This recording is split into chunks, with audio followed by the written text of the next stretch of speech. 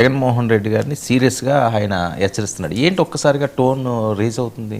ఇంతకుముందు గతంలో అయితే ఎన్నికల ముందు ఆయన ఆ రకంగా మాట్లాడారు హెచ్చరిస్తని. ఇప్పుడు నేను ఎవరికీ భయపడను. పవన్ అన్న కూడా ఎవరికీ భయపడ్డు. నేను ఇంట్లో నుంచి బయటికి వచ్చాను అంటే మళ్ళీ తిరిగి వెళ్తానా వెళ్ళనా అనుకుంటే వస్తాను నేను అని ఇలాంటి మాటలు ఈ సందర్భంలో మాట్లాడడం.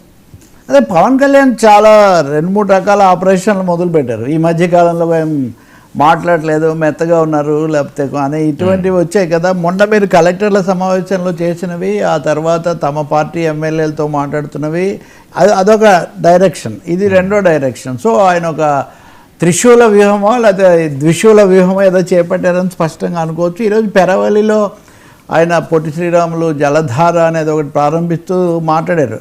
అంటే మళ్ళీ ఒకసారి వారాహి రోజులకు తిరిగిపోతున్నారు అన్న పద్ధతిలో ఆయన మాట్లాడారు. మీరేదో అనుకుంటున్నారు అంటే ఇక్కడ జగన్మోహన్ రెడ్డి అక్కడ ఎప్పుడైతే పీపీపీ మెడికల్ కాలేజీల కేసులో మీరు కనుక అవి తీసుకుంటే మేము అధికారంలోకి వచ్చాక 2 నెలల్లో మిమ్మల్ని జైల్లో వేస్తామన్నారు కదా. ఇది ఒక పెద్ద సంచలనం అయిపోయింది. సత్యకుమార్ లాంటి వాళ్ళు మమ్మల్ని వేయండి చూద్దామన్నారు, ఇదంతా అయిపోయింది. సో పవన్ కళ్యాణ్ హెచ్చరికలు చేస్తావా, బెదిరిస్తావా? నువ్వు అధికారంలో ఉన్నప్పుడే నేను భయపడలేదు, ఇది ఒక అదనంగా.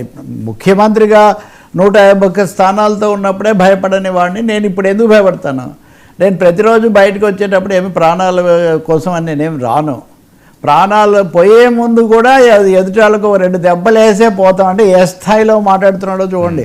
అంటే ఇక్కడ నాకు ఒక కారణం కనిపిస్తుంది. చంద్రబాబు నాయుడు రాజకీయంగా చేస్తున్న విమర్శలు ప్రతిరోజు చెప్తున్నవి అవి సరిపోవట్లేదు.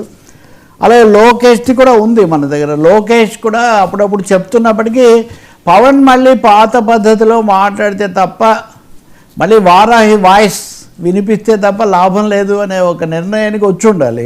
బహుశా ఎమ్మెల్యేలతో జరిపిన సమావేశాల్లో కూడా ఇది వచ్చి ఉండాలి ఆయనకు. అంటే ఫీడ్బ్యాక్ కింద నుంచి ఈ మధ్య మీరు గట్టిగా మాట్లాడకపోవటం అనేది ఒక సమస్య అవుతుంది.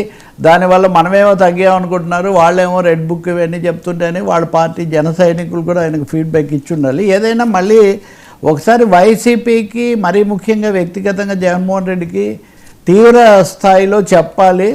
నేనేదో మీరు చేస్తున్న దానికి ఇంకో దానికి నేనేదో భయపడి వెనక్కిపోయానని కాదు, నేను ఇంకా మరింత రెట్టింపుగా వస్తానని.